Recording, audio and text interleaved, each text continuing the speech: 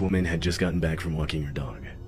Her doorbell camera shows her starting to take off the dog's leash when she looks over to the right, causing her to quickly pick up her dog and get inside.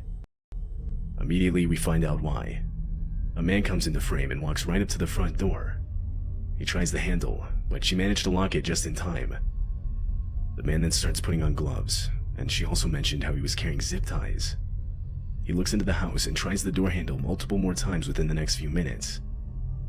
Eventually, her neighbor comes outside. To this, the man picks up a nearby garden hose and acts like he's doing yard work. Once the neighbor left, the man walked around to the house's back door.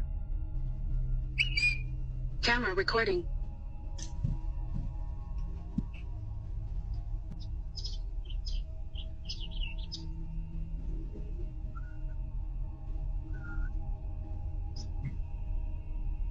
He tried forcing the back door open, to which the homeowner locked herself in a room